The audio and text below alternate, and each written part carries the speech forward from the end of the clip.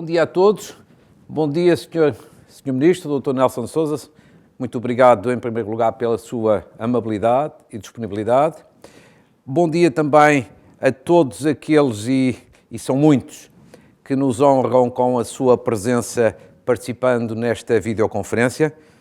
Nós temos feito muitas aqui na Abreu Advogados e esta é a recorde, quase 300 participantes. Também bom dia aqui ao meu colega, que está aqui ao meu lado, que vai ajudar nesta moderação, o André Veríssimo, diretor do Jornal de Negócios, porque esta, como eu já disse, é uma iniciativa da Abreu Advogados, em parceria com o Jornal de Negócios. E, portanto, nesta ocasião, se me permitem, em nome da Abreu Advogados, de uma forma muito breve, 3 simples palavras. Primeiro, uma palavra que julgo que se impõe, que é uma palavra de explicação.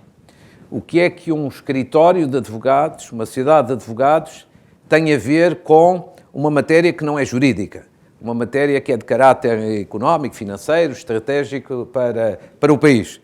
E, portanto, porque é que promovemos esta iniciativa, esta videoconferência? Por 2 ou 3 razões muito simples. Primeiro, porque nós não nos dedicamos apenas às questões do direito, às questões jurídicas, queremos sempre ajudar a discutir, a debater, a aprofundar, a desenvolver temas que interessam à sociedade. Que interessam, por um lado, evidentemente, que aos nossos clientes, mas que interessam a outros que não são nossos clientes, que interessam à sociedade em geral. Temos feito isso em muitas matérias e esta, portanto, é estratégica, é essencial, não podíamos deixar de fazer. E depois, porque desde que a chamada bazuca europeia foi criada, foi aprovada, tratámos de aqui, dentro de nós, dentro da sociedade, dentro da Abreu Advogados, constituir um grupo de trabalho que acompanhasse de perto, a par e passo, de uma forma mais especializada, estas matérias para poder responder às solicitações que nos sejam colocadas. E é por isso que estamos aqui a fazer esta videoconferência. A segunda palavra também breve para agradecer ao Sr. Ministro. Agradecer, por um lado, a sua disponibilidade. Quando o convidei, aceitou de imediato, não teve sequer uma hesitação. E, portanto, ficamos muito gratos por isso. Agradecer depois toda a amabilidade sua e do seu gabinete, porque na organização desta videoconferência correu tudo de modo impecável, simplesmente impecável. E, sobretudo, agradecer-lhe porque a sua presença hoje aqui a explicar toda esta matéria do plano de recuperação e de resiliência é uma garantia de sucesso, porque, julgo que todos sabem, o Dr. Nelson Sousa é, designadamente nestas matérias, uma pessoa concebidamente competente, experiente, conhecedora e, portanto, é uma garantia de um domínio total destas questões e foi justamente essa a razão porque quisemos tê-lo aqui. E, finalmente, uma palavra de agradecimento a todos, quase 300 pessoas que estão à distância connosco nesta videoconferência. Ficamos muito satisfeitos com isso. Porventura, muitas dessas pessoas é a primeira vez que contactam connosco, mas temos sempre muito gosto em poder ser úteis, em poder, de alguma forma, ajudar aqui pessoas singulares e empresas a terem menos dúvidas relativamente a uma matéria que é de capital importância. Eu diria numa síntese que ontem, terça-feira, ainda esta madrugada, tratámos de discutir, e ainda vamos discutir durante mais não sei quantos dias, uma eleição que é capital para o mundo inteiro nos próximos anos. E esta manhã, agora com a intervenção do Sr. Ministro e depois com algumas perguntas a seguir, trataremos de discutir uma questão e um instrumento financeiro que vai ser capital para Portugal nos próximos anos também. É uma curiosidade singular. Posto isto, reitero o meu agradecimento a todos. Daria a palavra de seguida ao Sr. Ministro, que fará a sua exposição tranquilamente.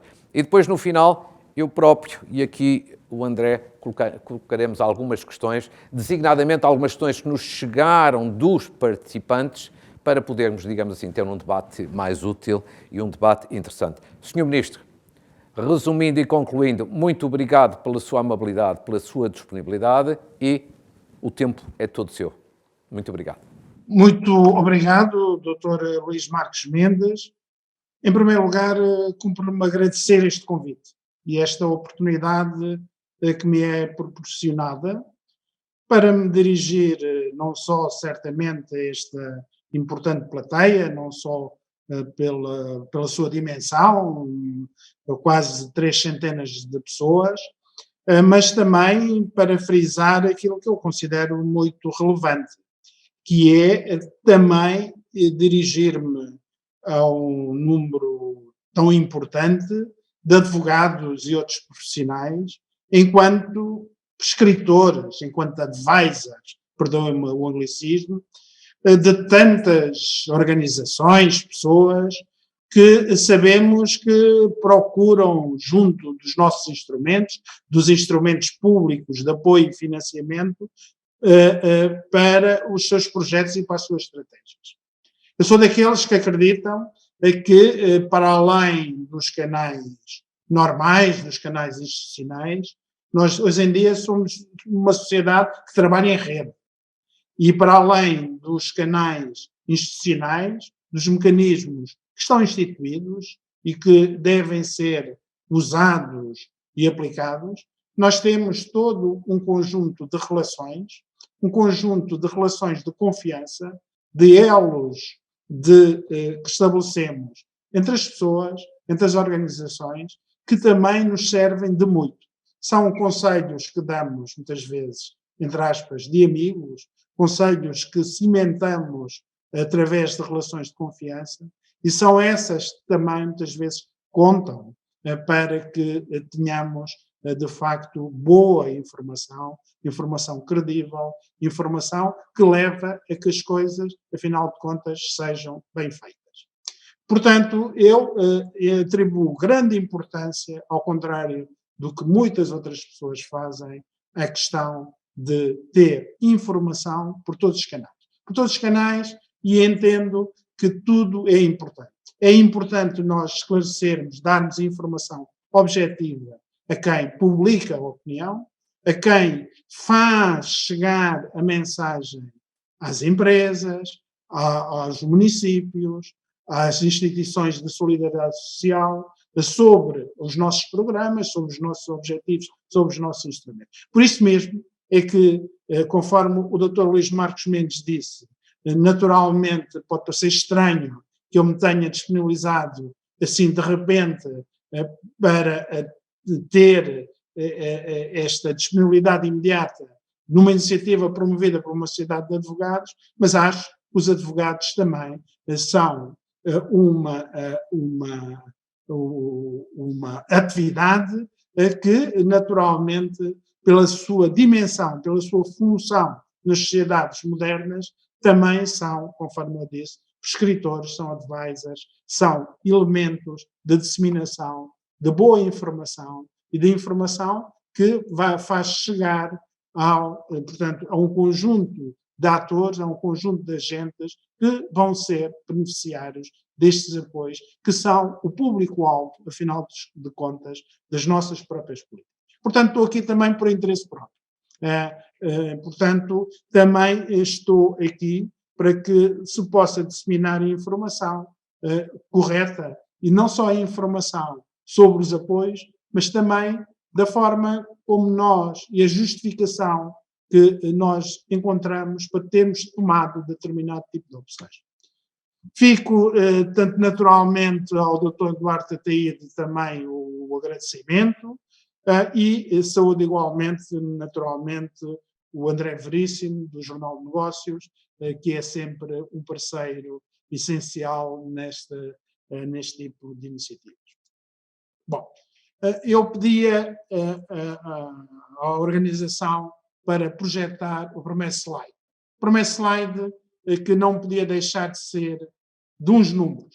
Começamos por números, eu não gosto de começar a falar, quando se fala deste novo pacote, não é o primeiro, naturalmente, é o segundo, se der favor. É o segundo slide, que o primeiro é... Eu não gosto de apresentar apenas os números, eu queria só apenas referir o seguinte.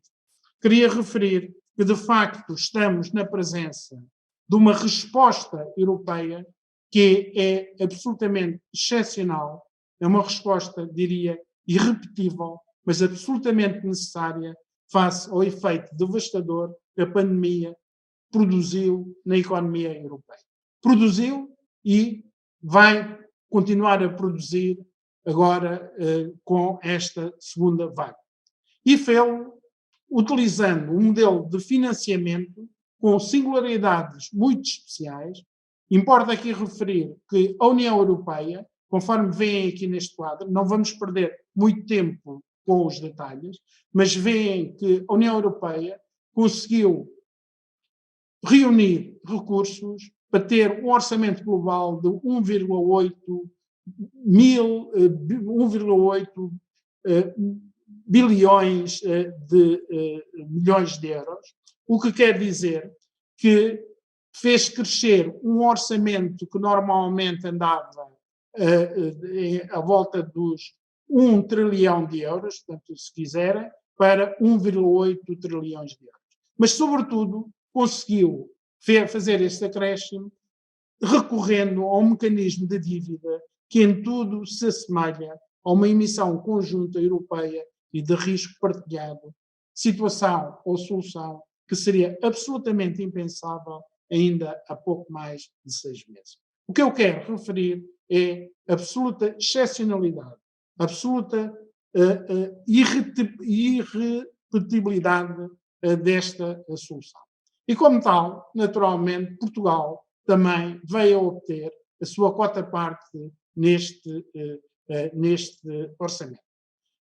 Os recursos totais já são conhecidos, são à volta de 58, 60 mil milhões de euros, se contarmos com a parte das subvenções, com a parte dos empréstimos, e 45 mil milhões de euros apenas se contarmos com a parte das subvenções, ou seja, dos grandes subsídios a fundo perdido. Isto compara os 45 mil milhões de euros de subvenções com um valor tradicional de fundos estruturais que anda sensivelmente à volta dos 30 mil milhões de euros em anos anteriores, o que quer dizer que temos aqui um aumento, apenas se contarmos só em subvenções, de 15 mil milhões de euros. Eu pediria para deixar de projetar estes slides, porque não queria focar, portanto, aqui a apresentação nestes números. Estes números são importantes para apenas situar a dimensão da oportunidade que nós temos, mas também a dimensão da responsabilidade que recai sobre nós em termos de saber, primeiro, gastar este dinheiro, mas também gastá-lo bem, gastá-lo para recuperar a nossa economia e obter resultados para o nosso país. A questão é que nós, de facto, temos aqui uma aposta, que é uma aposta que, por exemplo, faz com que este programa de recuperação e de resiliência se tenha tornado o maior programa estrutural da União Europeia. Se tivermos atenção, no quadro anterior, agora, portanto, que já não está projetado, mas ele, individualmente, tem uma componente a nível europeu de grandes, à volta dos 390 mil milhões de euros, que, individualmente, é superior a duas das políticas fortes, tradicionais e principais da União Europeia. Sozinho, este programa de recuperação e resiliência representa mais do que a política de coesão e mais do que a política agrícola comum. Portanto, isto dá uma ideia da dimensão deste pacote adicional. Ou seja, até agora, a política de coesão no atual quadro comunitário não chega aos 330 bilhões, a política agrícola comum até é ligeiramente menor do que este pacote, e este pacote de recuperação e de resiliência é de 390 milhões de euros. Portanto, estamos aqui, de facto, perante esta bazuca europeia para combater a crise pandémica. Aquilo que eu queria referir de uma forma relativamente agora sucinta, entenderão que terei de ser assim, depois, quando da resposta às questões, poderei desenvolver um ou outro ponto, mas aquilo que eu queria transmitir-vos era o seguinte. Em primeiro lugar, naturalmente, tratando-se de uma iniciativa comunitária, ela vem acompanhada de condicionalismos. Naturalmente, tratou-se de uma negociação que houve no Conselho Europeu. Naturalmente, houve que também negociar algumas das condições. E eu, de uma forma muito sucinta e muito objetiva, queria-vos referir aquilo que naturalmente são e constituem condicionalidades. Condicionalidades que, naturalmente, nós que participamos nesse Conselho, nós que participamos e temos vindo a participar no próprio regulamento deste Programa de Recuperação e Resiliência, somos parte e estamos naturalmente vinculados, através desse processo de negociação, ao seu cumprimento. Não podemos dizer que nos foi imposto, uma vez que também estamos a negociar e temos de ter posturas negociais que envolvem naturalmente compromisso. Em primeiro lugar, este é um programa de apoio a reformas. É um programa a partir do qual se quer estimular reformas que naturalmente aos quais estão associados investimentos que, por sua vez, requerem meios financeiros para serem concretizados. É esta a filosofia fundamental do plano de recuperação. Não é apenas um somatório de investimentos, é um programa que quer estimular a implementação de reformas que requerem investimentos que precisam de dinheiro para serem concretizados. E daqui decorre, desde logo, o primeiro teste que nós temos de fazer. É que este PRR deverá dar resposta às chamadas recomendações específicas por país. O que é que são estas recomendações específicas por país? São um conjunto de recomendações que todos os anos, na sequência do chamado exercício do semestre europeu, ligado àquilo que chama-se o exercício da política, se quisermos, económica europeia, ligado ao Tratado Orçamental, que todos os anos culmina com o chamado Country Report, que, por país, são feitas recomendações a cada um dos países. E todos os anos isso era feito. Todos os anos isso era feito. E cada país depois respondia a esse repto, a essas recomendações, através da apresentação do Programa Nacional de Reformas, do PNR. E este exercício era um exercício normal, que todos os anos tanto era feito. Aliás, este Programa Nacional de Reformas era apresentado juntamente do Programa de Estabilidade, há alguns no mês de abril, e assim se encerrava este ciclo. Neste momento, este PRR, este Programa de Recuperação e Resiliência, tem de dar resposta a estas recomendações. Portanto, neste primeiro draft que nós apresentamos em Bruxelas, aliás, na versão que foi distribuída, vocês podem ver aquilo que nós fizemos, a primeira correspondência, onde alinhamos estas recomendações com as nossas propostas de investimentos e de medidas que incluímos neste plano. É agora um processo que vamos discutir com os serviços da Comissão, se eles, portanto, consideram satisfeitas ou não este processo de alinhamento. Portanto, primeira questão, primeiro exercício que é preciso ser feito e ser concluído.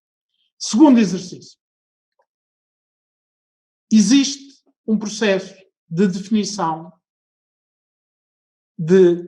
se quisermos, de definição de ring fencing ou de earmarking, perdoem-me esta expressão, duas expressões, mas na prática, de atribuição de cotas a duas áreas prioritárias, consideradas altamente prioritárias nas políticas comunitárias.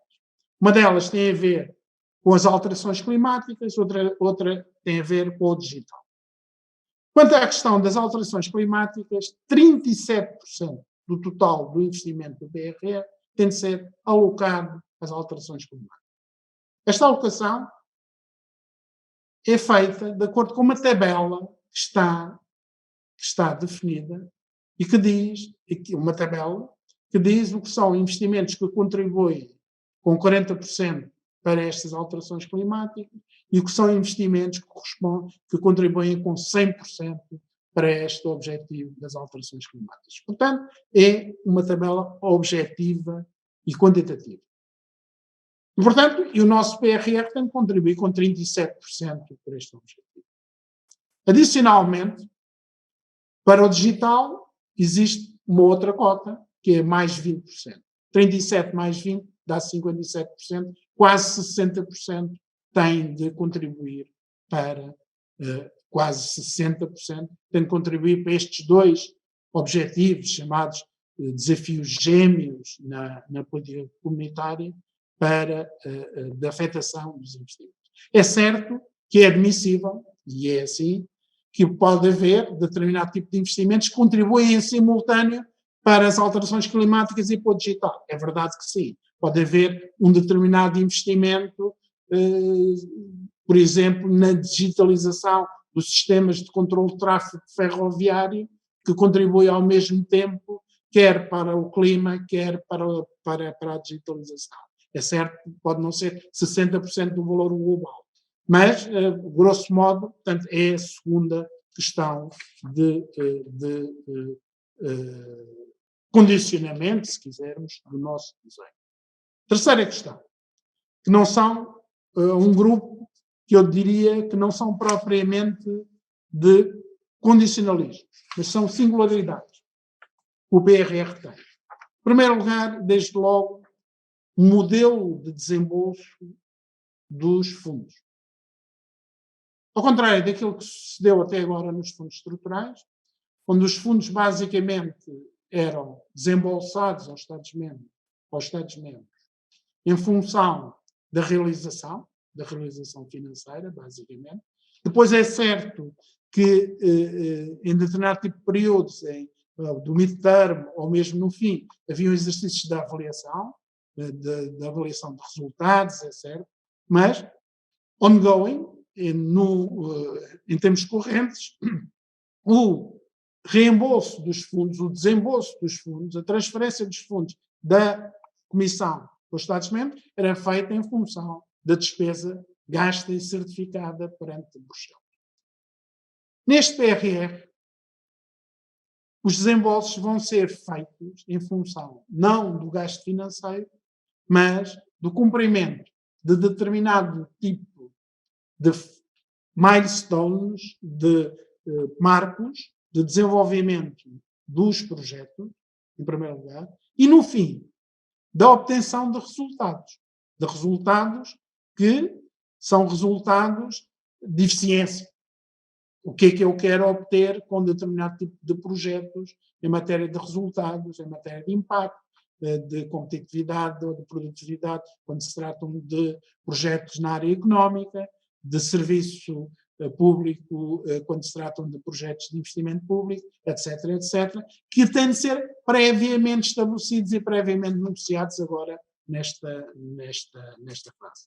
Bom, finalmente será algo que todos nós desejamos ao longo destes anos todos, que é não tanto privilegiar a dimensão do gasto, a dimensão apenas da despesa pública, mas sim a sua qualidade, o efeito que ela tem no nosso desenvolvimento económico, o efeito que ela tem na obtenção de resultados, afinal de contas, é um modelo tantas vezes reclamado quase por todos. Não basta apenas investir muito dinheiro, mas é preciso que esse dinheiro seja bem gasto. Isso, bem gasto quer dizer, talvez até com menos dinheiro obter melhores resultados. Portanto, Este modelo é certamente mais racional, é mais atrativo. Bom, mas tenhamos consciência que é mais complexo e mais incerto, sobretudo, tenhamos consciência que aqui, para, para não particularizar relativamente à sociedade portuguesa, eu diria que para os países do sul da Europa, menos organizados, menos habituados a planear e, sobretudo, menos educados numa cultura de medição constante de resultados, é um caminho desafiante, mas é um caminho desejado e correto. Portanto, aqui está um desafio que nos convoca a todos. Convoca a todos, convoca a máquina pública de gerir e de planear, convoca também a todos aqueles que vão beneficiar destes fundos e que terão agora de prestar contas, não apenas contas financeiras, mas também outro tipo de contas. Outra questão é que vamos ter menos tempo de discussão. Este programa vai ter de ser concluído até 26, os fundos estruturais normais vão ter de ser concluídos até 27 e depois tem mais 2 anos, do N mais 2, portanto até 29, portanto vão ter mais 3 anos. As aprovações deste plano têm de ser realizadas até 23, portanto temos menos tempo para aprovar e temos menos tempo para executar. Até junho de 26, tudo isto tem de ser executado naquela perspectiva, não só financeiramente, mas também qualitativamente.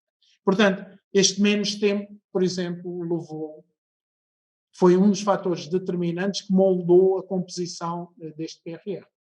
Nós tínhamos projetos muito relevantes, que até poderiam ter aproveitado a oportunidade da disponibilidade de recursos financeiros, mas que não foi possível incluir neste PRR por causa deste timing muito comprimido de execução, nomeadamente de alguns projetos de infraestruturas, cujo ciclo de projeto, de aprovação e de execução não era compatível com este período.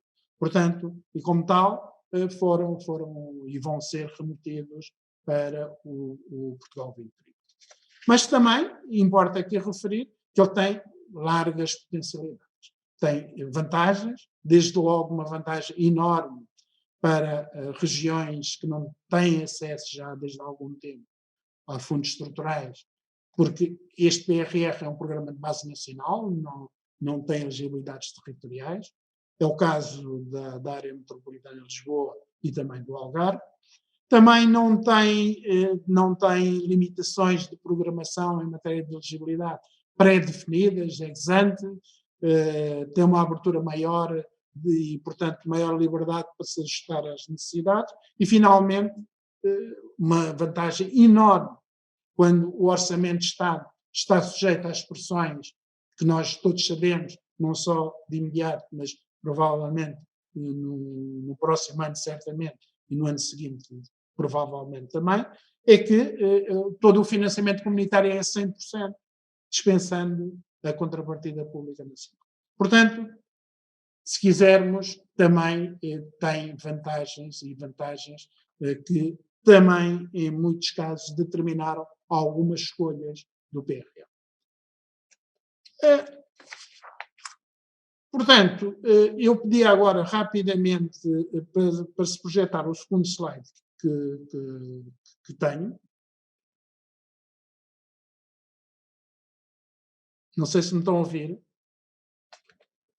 Bom, mas diria o seguinte, enquanto não é projetado. Com base nestas obrigações, com base nestas regras, com base neste quadro, que naturalmente temos de cumprir e de observar, nós entendemos que devíamos ser dos primeiros a apresentar o nosso trabalho. Fizemos-lo porque tínhamos de ser coerentes com tudo aquilo que fizemos relativamente a este mecanismo de recuperação e resiliência. Sempre, desde o início fomos daqueles que estivemos na linha da frente a defender este mecanismo. Aliás, todos os antecedentes, ainda antes, muito antes da pedia para pô-lo em condições, exatamente. Portanto, apenas para fazer um sobrevoo muito breve sobre a estrutura do Programa de Recuperação e Resiliência, eu diria o seguinte: ele também está publicado naquilo que foi precisamente a versão que seguiu para Bruxelas. Importa referir que é um draft. Um draft é mesmo isso, é um documento preliminar, que não tem, em primeiro lugar, não é uma versão definitiva, é uma versão que naturalmente está sujeita a este processo de interação e de negociação com a Comissão Europeia, mas aquilo que vos queria dizer foi como nós desenhamos, portanto, aqui esta matéria. Em primeiro lugar, nós temos aqui 3 blocos. 2 blocos referem-se à transição climática e à transição digital. Conforme disse, são políticas, prioridades a nível comunitário, os tais desafios gêmeos, são de tal forma presentes e omnipresentes neste momento nas agendas europeias, que naturalmente, sendo da União Europeia, também são as nossas. Importa referir, por exemplo, que em matéria de descarbonização já é uma agenda de Portugal já desde há muito, nomeadamente na questão das renováveis, mas estas 2 agendas que são, e que já vos disse, inclusivamente até têm uma expressão e uma correspondência de enforcement até a nível dos regulamentos, nós juntamos uma terceira dimensão, que aliás representa 60% dos nossos recursos, de reforçar a componente que reforça a nossa resiliência. Esta questão da resiliência, naturalmente, que tem mais a ver com as nossas debilidades mais específicas, e entendida a resiliência como, como uma resiliência mais integrada e mais obtida a partir de fatores diversificados. Resiliência obtida, naturalmente, corrigindo as vulnerabilidades sociais, algumas delas postas e colocadas com maior evidência, muitas vezes até crueza, nesta crise pandémica, dando com naturalidade e prioridade ao reforço no Serviço Nacional de Saúde, na habitação, nas respostas sociais, também agindo e aproveitando para agir de uma forma integrada em comunidades desfavorecidas nas áreas metropolitanas, portanto, tentando, de facto, dar uma resposta consistente àquilo que são as nossas vulnerabilidades sociais, muitas delas postas, conforme disse, pela crise pandémica, mas a maior parte delas diria que vêm de trás e que constituem debilidades estruturais que nós temos de dar respostas firmes e consistentes. Também entendemos que resiliência sem melhorar o potencial produtivo e sem políticas de emprego para resolver problemas estruturais, naturalmente nós teríamos de uma agenda de melhoria da resiliência incompleta. Aqui importa aqui referir, e mais tarde já vou referir-me a esta situação, o PRR não pode, não deve ser entendido só de per si. Ele é um instrumento relevante, essencial, mas não é um instrumento único da nossa resposta à crise e da nossa resposta estrutural para a próxima década. Ele deve ser entendido em complemento com outros instrumentos, nomeadamente os instrumentos que vão ser inseridos e programados no Portugal 2030, ou seja, na programação dos fundos estruturais, se quiserem, normais. E, finalmente, também temos um conjunto de investimentos ligados à nossa preocupação de querer tornar o nosso país mais resiliente, diminuindo e reduzindo as diferenças e os desequilíbrios de desenvolvimento territorial. As transições climáticas e as transições digitais vão prosseguir as suas agendas habituais. Importa aqui referir, nomeadamente na questão da transição digital, algo que também precisa ser explicado e que eu provavelmente não vou ter oportunidade para explicar agora nesta primeira fase, que é a questão do investimento na administração pública digital, que aparece aqui como uma forte aposta. Mas importa aqui referir, desde já, que grande parte deste investimento destina-se a melhorar a capacidade de resposta da administração pública na prestação de serviços, quer a cidadãos, quer a empresas. Estão aqui, sobretudo, investimentos que pretendem melhorar a capacidade de resposta na área da justiça, na área da segurança social e na área da saúde.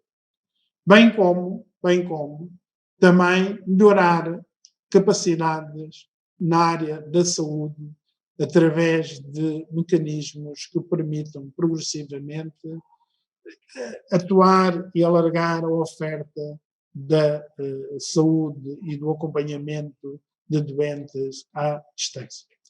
Também aqui, aquilo que se pretende é que haja um enfoque muito grande na redução de custos de contexto para a atividade empresarial.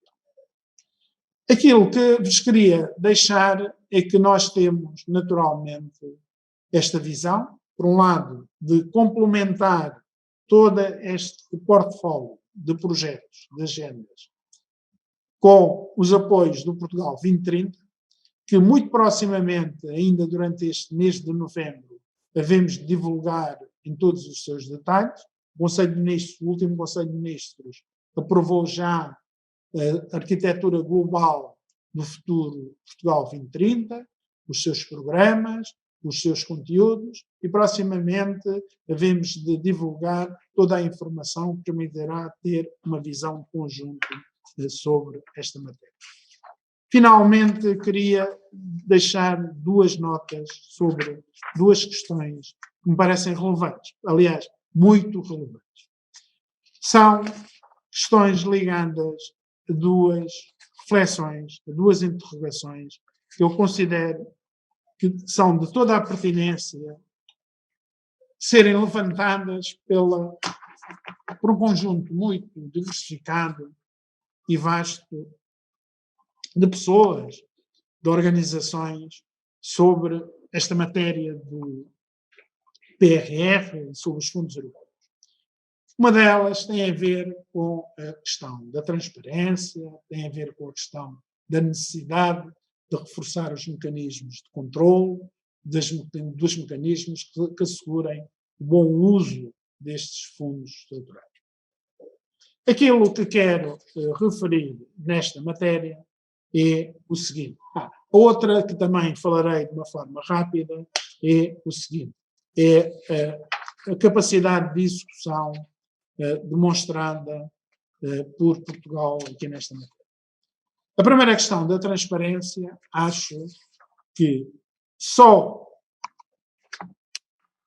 o enorme aumento das verbas que estão aqui em causa e, sobretudo, a grande concentração que estas verbas vão ter neste período que vai decorrer até 2026, sobretudo até 2023, aconselho, só por isso, só por esta coincidência e aumento de verbas e a necessidade absoluta de absorver este elevado montante de fundos, vai levar e aconselha um reforço e a uma reflexão profunda sobre os mecanismos existentes. Certamente teremos de ter cuidados redobrados nesta matéria, reforçar os mecanismos de transparência, mas apenas também para informar o seguinte. A atribuição de fundos em Portugal, neste momento, tem os seus mecanismos de transparência na prática e em vigor. Parece, ou muitas vezes se dá a ideia de que os fundos são atribuídos sem critério, sem regra e de uma forma pouco divulgada. Aquilo que vos queria dizer era o seguinte. Quase todos, este quase eu já vou explicar o que é que significa, mas diria que 98%, 99% das situações dos fundos são atribuídos pela via de concursos. Concursos cujos avisos definem condições, definem legislação de referência, definem prazos, definem entidades que decidem e definem todo um conjunto que garantem a transparência da sua atribuição. Estes critérios de seleção, aliás, são aprovados em sede de comitês de acompanhamento dos respectivos programas, que são compostos por um conjunto muito diversificado de stakeholders, perdão a expressão, mas de entidades externas à própria gestão dos programas. No portal do Portugal 2020 existe atualizada e está disponibilizada uma lista com todos os projetos aprovados com a informação, julgo eu, que tem perto de 20 items sobre os 48 mil projetos até agora aprovados pelo Portugal 2020, que representam 20,6 mil milhões de euros de apoios. Para além disto, da informação sobre cada um dos projetos, a Agência de Desenvolvimento e Coesão publica trimestralmente um boletim sobre fundos que tem informação agregada, que dá informação muito vasta de fundos estruturais. O que é que eu quero dizer com isto? O que eu quero dizer com isto é que teremos todos os problemas de transparência resolvidos. Bom, muito longe disso. Nós, aquilo que dizemos é que existe a transparência que até agora nos foi, em primeiro lugar, definida por lei, mas que porventura não estará adequada àquilo que importa fazer no futuro. Vamos ter, em primeiro lugar, tornar toda esta informação mais acessível, mais amigável, e depois também, por exemplo, toda a informação para além do fase da aprovação, por exemplo, juntar informação sobre a execução, sobre os pagamentos, sobre o encerramento dos projetos, é um dos objetivos que já temos em desenvolvimento relativamente a esta base de dados, e ouvir todos os parceiros no sentido de melhorar esta transparência relativamente à questão da informação. Capacidade de execução. Capacidade de execução, naturalmente, a dimensão e o novo modelo de atribuição de fundos, conforme eu já disse, requer e desafia-nos para um patamar que, de facto, vai nos apelar para objetivos muito ambiciosos. E, como tal, nós temos de ser capazes todos de modificar processos, simplificá-los, de encontrar mecanismos que possam ser céleres, mecanismos que, ao mesmo tempo, possam assegurar mecanismos de transparência, mas mecanismos também seguros que garantam o bom uso dos dinheiros comunitários e públicos. Disse na passada sexta-feira, na audição que tive na Assembleia da República, que somos, nós em particular, somos convocados para fazer uma coisa que nunca devíamos fazer na vida, que é contrariar a sabedoria popular, que diz que depressa e bem não há quem. Mas é isso que nós somos neste momento desafiados, e é isso que temos de ter, a criatividade e se quisermos, a inteligência para o fazer. Sabemos que isso é possível, encontrando e socorrendo das tecnologias que também vão facilitando as coisas. Estamos a reestruturar e a organizar as nossas equipas.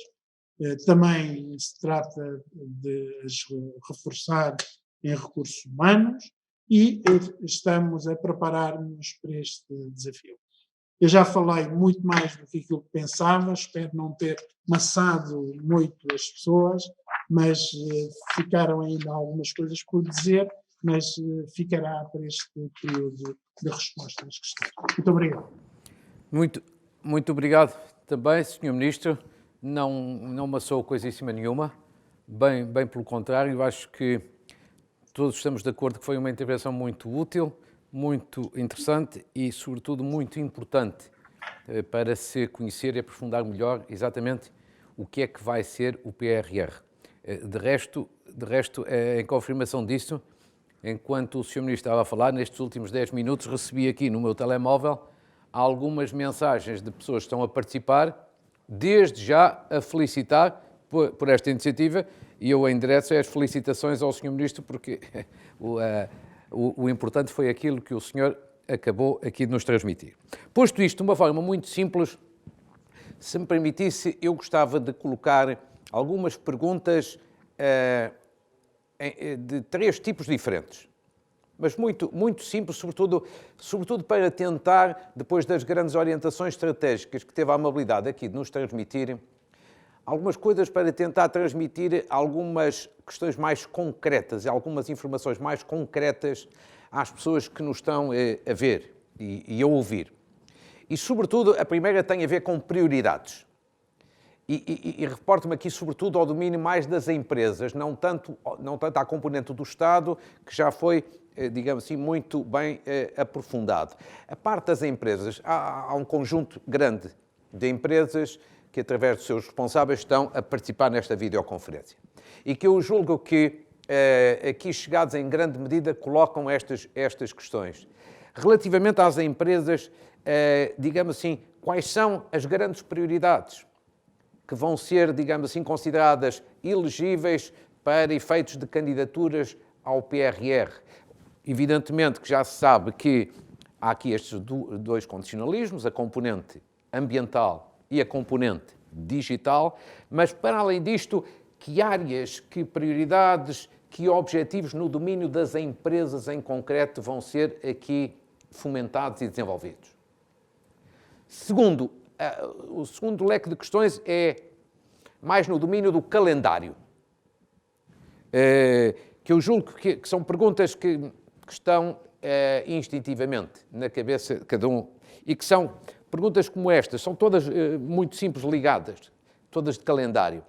O PRR está apresentado a Bruxelas ainda, como o Sr. Ministro disse, ainda de um draft, de um esboço.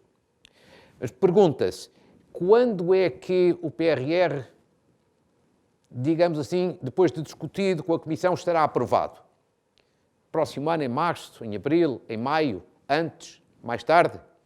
Segundo, e as primeiras verbas do PRR chegarão a Portugal quando? Segundo trimestre do próximo ano, terceiro, quarto? Não sei se é possível. O Sr. Ministro dirá se é possível ter algum sinal ou alguma indicação. E também, em matéria de calendário, que tem a ver um bocadinho com regras, quando é que, em concreto, os destinatários, aqueles que podem apresentar projetos, designadamente as empresas, quando é que vão conhecer mais no detalhe as regras das candidaturas que possam ser elegíveis? Eu já não pergunto exatamente quando é que vão poder começar a apresentar candidaturas, mas quando é que poderão conhecer as regras mais no pormenor, no detalhe, tudo isso para saber aquilo que é elegível, aquilo que não é elegível, ou seja, aquilo que pode ser concretizado. Eram, julgo, algumas questões no domínio do calendário que se colocam de importante para todos aqueles que nos estão a ouvir. E, finalmente, uma questão de natureza radicalmente diferente, e que é este PRR, primeiro o plano a nível europeu e depois os vários a níveis nacionais, são uma resposta à pandemia, à crise pandémica, ou seja, aos efeitos, às consequências negativas que a pandemia teve na economia. Muito bem. Agora, a questão que se coloca é esta. Estamos a viver o princípio de uma segunda vaga pandémica. Não sabemos até quando vai e que consequências vai ter. Algumas vai ter, inevitavelmente, na economia. Agora, vai ter mais, vai ter menos? Não sabemos, mas vai ter. E por isso, uma pergunta que eu julgo que é quase impossível, evidentemente, o Sr. Ministro responder, mas é mais aqui uma questão para fomentar um bocadinho este debate. Será que a União Europeia vai poder, de hoje à amanhã, ou ter vontade ou condições para reforçar financeiramente esta bazuca europeia que foi aprovada, tendo em atenção as novas consequências que vão surgir para a economia? Por outra palavra, há aqui um programa europeu para responder à primeira vaga da crise pandémica. E haverá um segundo programa ou um reforço deste programa para responder aos efeitos da segunda vaga da pandemia? Evidentemente que, claro que eu não peço ao Sr. Ministro uma resposta objetiva, porque ninguém consegue dar, obviamente, porque isso é do domínio europeu, mas é um bocadinho apenas para refletir também sobre esta questão. Sr. Ministro, era só isto. O Sr. Ministro tem a palavra, tenha a bondade. Muito obrigado. Obrigado pelas questões. Permite-me complementar, até indo um bocado mais ao concreto, respondendo o seguinte. Deixem-me só fazer o ponto de situação do processo em Bruxelas, que também é importante, que é para percebermos o que é que se está a passar a nível europeu. Nós temos, em primeiro lugar, de ter o quadro financeiro plurianual aprovado em Bruxelas, que não está ainda. Portanto, nós tivemos uma decisão do Conselho Europeu a aprovar o quadro financeiro plurianual, mas ele tem de estar aprovado pelo Parlamento Europeu, em primeiro lugar, e depois ainda precisa de uma decisão dos Estados-membros, aprovar uma peça que chama-se Decisão de Recursos Próprios, que tem de ser aprovado pelos Estados-membros. A decisão do Parlamento Europeu, que é normalmente, portanto, sobre o orçamento tem de ser aprovado pelo Parlamento Europeu, tem estado em discussão e há dois problemas que ainda não estão resolvidos. Um deles tem a ver propriamente com a questão orçamental em si, que decorre do corte que se fez nas políticas centralizadas a quando da discussão do Conselho Europeu. A quando da discussão do Conselho Europeu, o ajustamento que se fez da componente inicial de grandes de 500 para 390, que é o atual, fez por conta da redução das chamadas políticas centralizadas. Portanto, para não prejudicar a transferência para os Estados-membros. E, portanto, isso fez com que algumas verbas estavam previstas para reforçar programas como o Horizon, como outros, portanto, geridos diretamente, teve problemas no Parlamento Europeu, onde esses programas são os programas que, enfim, os deputados, os eurodeputados naturalmente defendem como prioridades. Portanto, esse é um problema. E depois há um outro problema no Parlamento Europeu, tem a ver com a formulação da questão do rule of law, da questão do Estado de Direito, que é um problema político que teve um determinado consenso no Conselho Europeu que suscita algumas reservas por parte do Parlamento Europeu. É preciso fechar esse processo. Depois, ainda, portanto, é preciso obter a aprovação dos recursos próprios por parte dos Estados-membros, onde, na maior parte dos casos, não chega por questões de arquitetura constitucional, portanto, não é suficiente a deliberação dos governos e envolve decisões dos parlamentos. Portanto, é isto, portanto, que se passa para ter decisão sobre o orçamento. Não havendo decisão sobre o orçamento, não é possível aprovar-se regulamentos de políticas que vão ser financiadas por esse orçamento. Portanto, PRR, fundos estruturais e todos os outros programas. Portanto, isto é uma condicionante para nós podermos ter o nosso PRR aprovado, o nosso pacote de fundos estruturais aprovado, porque não sabemos qual vai ser, digamos, a tendência. Aquilo que estava previsto, e aquilo que está previsto ainda, era que tudo isto se processasse durante a presidência alemã, ou seja, daqui até final do ano. E era neste cenário que nós estávamos a trabalhar quando entregamos o draft do PRR até 15 de outubro e quisemos fazê-lo nessa altura, para quê? Para termos a capacidade de o ter pré-negociado, para termos a capacidade para logo em janeiro apresentarmos a versão definitiva. E é isso que nós continuamos a manter. Bom, apostando que logo no início do ano haja condições para fazer essa apresentação. Nós não temos, porque não controlamos a capacidade de prever essa data. Agora, aquilo que nós podemos dizer em matéria de calendário, portanto, é o seguinte: é que, em primeiro lugar, a pressão se já era grande para acelerar a decisão sobre o quadro financeiro plurianual, já era grande. Eu agora julgo que com o agravamento da crise pandémica ainda vai ser muitíssimo maior, julgo. Portanto, achamos que as condições políticas na Europa apontam para que haja uma decisão mais acelerada, que nós possamos vir a beneficiar do trabalho técnico que, entretanto, estamos a fazer informalmente com a Comissão, quer em matéria de PRR, quer em matéria de fundos estruturais normais. Aquilo que posso dizer é que na Lei do Orçamento de Estado, e isso é importante que se diga, na Lei do Orçamento de Estado, nós temos um mecanismo previsto de antecipação de fundos do próximo quadro comunitário de apoio. Ou seja, se porventura não estiverem disponíveis os instrumentos comunitários, nós temos um mecanismo de antecipação desses fundos, de possibilidade de arrancar com esses fundos, com base no conhecimento que temos dos regulamentos e, portanto, para antecipar o arranque das medidas que nós vamos considerar mais prioritárias. Aliás, no seguimento daquilo que outros países também já anunciaram.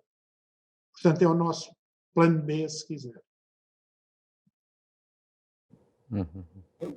Portanto, esta é a questão do calendário e estamos a ser aqui abertos, digamos, tanto porque mesmo estando a 2 meses do mês de janeiro, quer dizer, nós de facto não conseguimos prever uma data, porque isto depende de decisões que nós não controlamos, porque estamos plenamente convictos de que, infelizmente, O agravamento da crise pandémica torna ainda mais emergente e mais do que urgente a decisão que já vai tardando da implementação desta solução. É uma coisa evidente e é de bom senso. Portanto, eu julgo que durante o princípio do ano nós teremos, digamos, as condições para o arranque deste princípio do ano, no primeiro trimestre, portanto, as condições para arrancar. Ao mesmo tempo, temos este mecanismo de antecipação. Deixe-me ir à primeira questão que colocou, que eu acho que é relevante. O que é que as empresas têm neste PRR? Não sei antes dizer, portanto, aquilo que já disse há pouco. O PRR não é o único instrumento, com que se deva contar. Principalmente neste quadro de apoio às empresas. Porque no âmbito dos fundos estruturais, a agenda, digamos, normal de apoio às empresas, do investimento às empresas, dos apoios que no âmbito do Compete, do SI Inovação, do SI PMEs, portanto, aqueles apoios normais, dos concursos normais, vão ter continuidade no âmbito do Portugal 2030. Portanto, neste momento nem é sabido, mas saber-se-á dentro de 1 a 2 semanas. Portanto, aqui neste PRR, vão ter 3 grandes gavetas, digamos, tanto de apoio. Vão ter um programa de apoio à digitalização muito forte, como nunca houve até agora, portanto, são perto de 600 milhões de euros de apoio à digitalização, que vão cobrir desde projetos mais substantivos, que podemos chamar de indústria 4.0, digamos, tanto mais estruturantes, tanto para empresas de alguma dimensão, certamente, mas também projetos de disseminação junto de empresas de menor porte, de presença na economia digital, de uma forma mais abrangente. Portanto, primeira dimensão.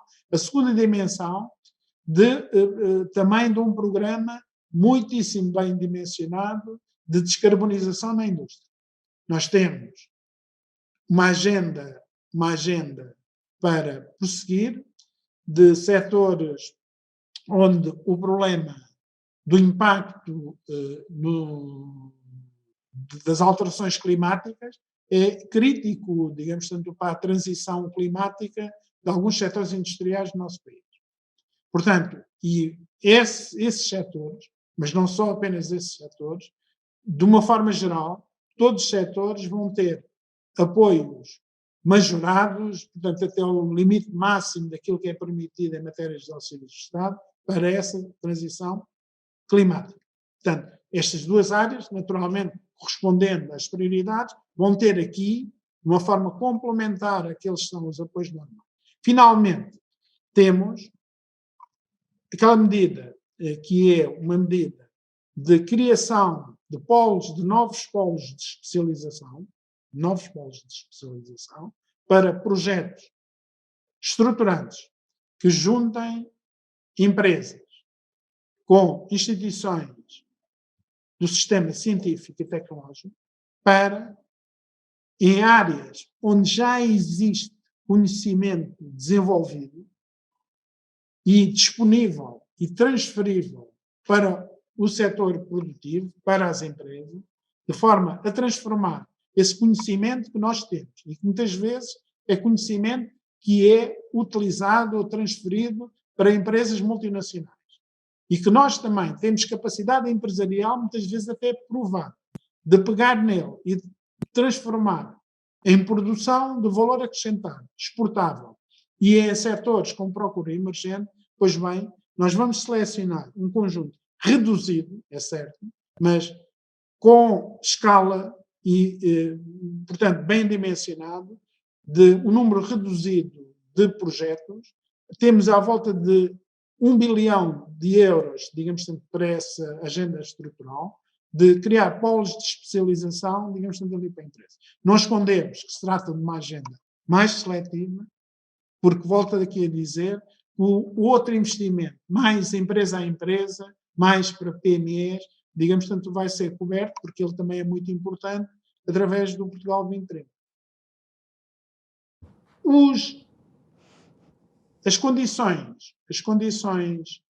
de candidatura, as condições reais, digamos, tanto onde ser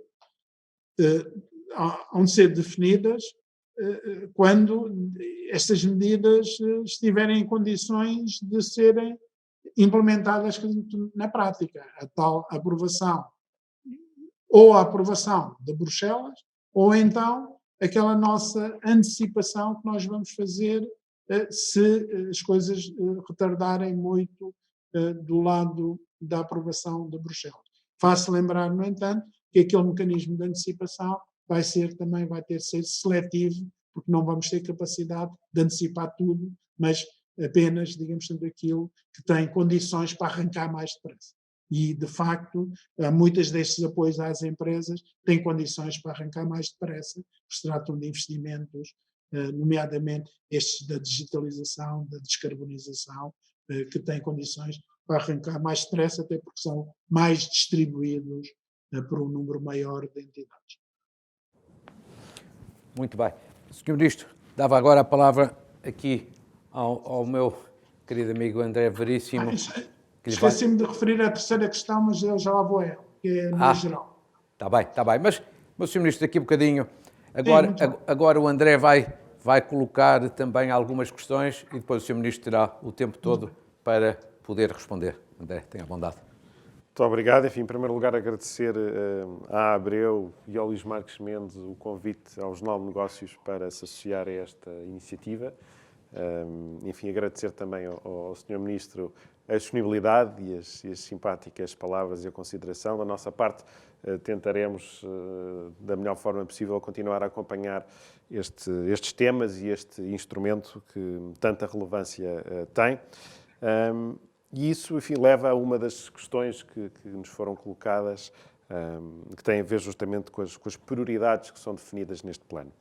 E eu queria começar por lhe perguntar se, enfim, já aqui referiu que de facto existem condicionalismos e orientações da União Europeia sobre a utilização destas verbas, mas a transição digital, por exemplo, recebe 1/5.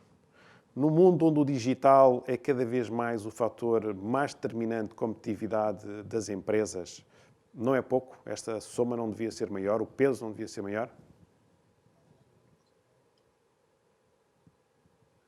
Quer que eu responda já? Se calhar pedir-lhe que respondesse já e depois eu faço-lhe já outra a seguir. Vamos lá ver. Quando os recursos são sempre escassos, quando colocados assim dessa maneira, porque também a transição climática, os 37% são poucos, e para nós investirmos no sistema de saúde, as necessidades são maiores sempre daquilo que conseguimos disponibilizar. Portanto, a manta é sempre escassa. Aquilo que nós entendemos é que nós, em primeiro lugar, não temos só estes recursos. Importa aqui referir, digamos aqui o seguinte, é que em matéria de dimensão de recursos, nós temos, é certo, este instrumento, que são 13, 14 bis a preços correntes, mas o Portugal 2030, portanto, os fundos estruturais, portanto, são 23 bis, portanto, e vão ter também programas bastante bem dotados, aliás, como tem. E conforme eu disse, nós aquilo que quisemos fazer foi, portanto, aqui o seguinte, nós temos aqui uma agenda focada, orientada, se quiser, mais direcionada para determinado tipo de objetivos. Quando falamos aqui de digitalização, nós não quisemos apanhar medidas de caráter geral, portanto, aqui no PRR. E, como tal, temos as coisas mais direcionadas. Insistimos aqui numa lógica de custos de contexto, de custos de investimento em infraestruturas de natureza pública que pudessem beneficiar, enquanto bem público, um número maior de empresas. Aliás, este debate sobre muito para o Estado e pouco para as empresas é um debate que valeria a pena ser aprofundado. Não é, por acaso, que a maior parte daquilo que são os debates e daquilo que são as prescrições das organizações internacionais, neste momento, aquilo que prescrevem como programas de estímulo económico são programas de apoio ao investimento público. Todas as organizações internacionais o fazem. E porquê? Porque é a solução melhor neste momento, em vez de estar a fragmentar iniciativas neste momento cuja relação e, sobretudo, efeito no conjunto da economia é mais lento. E por isso mesmo é que estes 20% na digitalização também têm de ter capacidade de absorção na parte da economia portuguesa, porque nós já tivemos agora experiências recentes no Portugal 2020 aqui nesta matéria. Portanto, no entanto, sobretudo no 2030, aquela lógica dos concursos também é, quando há mais procura, há sempre mais oferta de fundos. Eu aproveitava para fazer também aqui uma questão que chegou do Peter Vilax, que é o presidente da Associação das Empresas Familiares, que bate neste ponto que estávamos aqui justamente a falar, que é, enfim, a palavra empresa ocorre numa rúbrica que é Empresas 4.0, justamente nesta dimensão da digitalização, que tem uma soma de 650 milhões, mas que é só um quinto de todo o pacote para a digitalização. E, portanto, a pergunta, de facto, é se os agentes económicos, produtores de riqueza, não estão também nesta dimensão a ser aqui um pouco desvalorizados. Bom, a questão é basicamente a mesma. Eu já respondi, digamos, aqui à questão. Mas poderá comparar também este valor dos 650 milhões de euros com os programas anteriores destinados à digitalização das empresas aqui em Portugal. E se o fizer, percebe que há aqui um enorme aumento da aposta neste tipo de investimentos nas empresas em Portugal. Mais especificamente, portanto, nesta área da digitalização. Vamos ver, depende do conceito daquilo que estamos aqui a falar. Eu, por exemplo, acho que grande parte desta questão da digitalização não se refere apenas à questão da compra dos equipamentos e dos computadores. Há aqui um desafio enorme em matéria de desenvolvimento de competências, até de formação, de ativos, mesmo de competências básicas nas escolas. Portanto, e todo esse esforço não está propriamente refletido nesses 650 milhões de euros.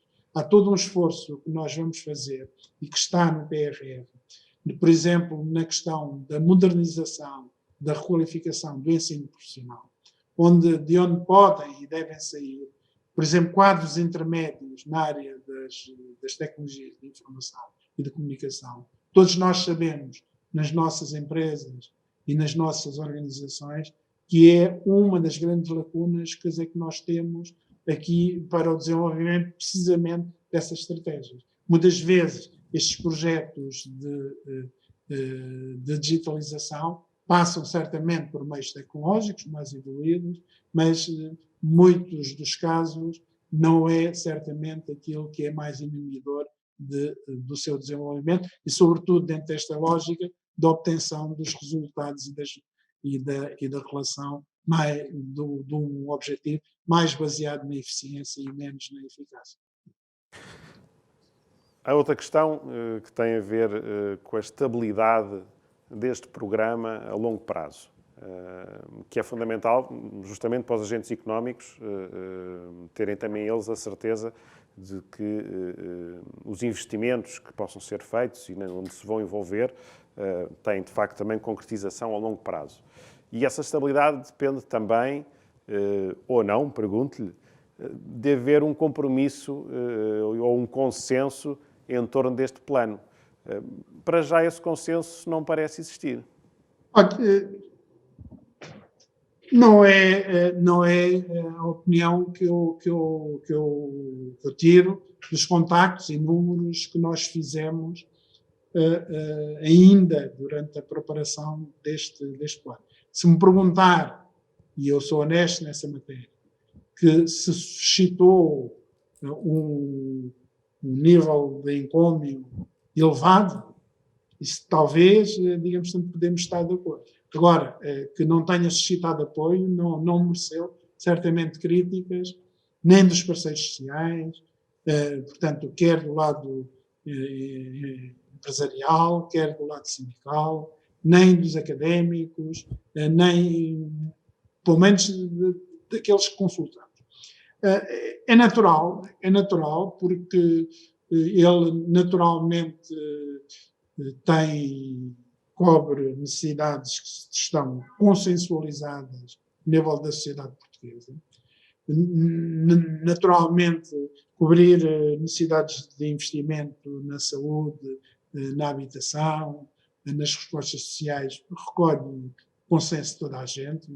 Não precisa haver aqui grandes encômios, nem grandes elogios aqui à volta disto. Tem uma aposta forte na transição climática, na transição digital também. Portanto, corresponde as primeiras reações que temos da Comissão Europeia são reações positivas. Temos de melhorar e, sobretudo, temos de melhorar não através de uma avaliação ex ante, mas sim, e isto é que é importante, e é isso que é o nosso grande desafio, é obter os resultados que se vão propor obter. Aliás, o problema aqui, tenho para mim, o problema cada vez maior das políticas públicas não é fazer avaliações ex ante da sua bondade, mas é medir, habituar-se a medir, aliás, tal como agora é proposto, habituar-se a medir os seus resultados e fazer avaliações, quer ao longo do percurso, quer, sobretudo, no seu final. Como sabe, enfim, a liderança política do processo vai ser também determinante. A proposta tem um modelo de governação, enfim, bastante estratificado, enfim, mas também algo complexo. E tem-se aparecido a questão sobre se não deveria de haver uma estrutura liderada por si neste modelo de governação. Sim.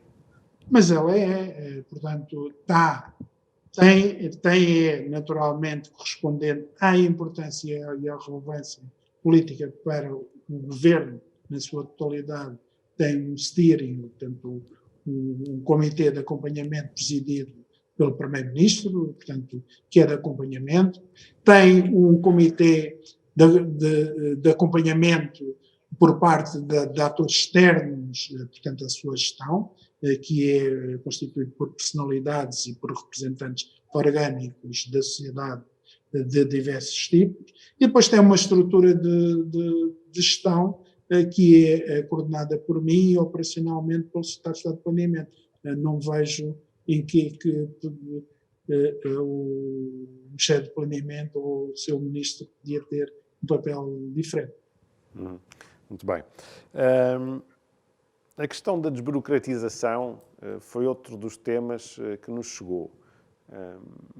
Já falou aqui, de facto, na questão da simplificação de processos, em acelerar prazos, mas neste plano há alguma componente que vise, de facto, aqui uma desburocratização forte do Estado?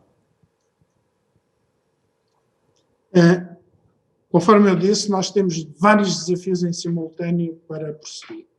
Nós temos a questão da simplificação, nós temos a questão da necessidade de reforçar os meios de controle da boa aplicação dos fundos, nós temos aqui a questão de introduzir mecanismos de medição de resultados e de execução física. Trata-se de um desafio de equilíbrio de gestão complexo, mas que nós atingiremos certamente o ponto de equilíbrio total. Eu acho que estamos a preparar-nos para isso, estamos a selecionar as pessoas devidas para os lugares certos e, portanto, constitui certamente um desafio muito grande, mas estamos atentos e quer aquilo que nos tem sido dito e comentado e proposto, e quer aquilo que será a realidade. Agora, não há aqui balas de prata, naturalmente nós estaremos sempre atentos às nossas responsabilidades. Não iremos, certamente, sempre atrás daquilo que, em determinado momento, é o mainstream daquilo que a opinião publicada nos aconselha a fazer.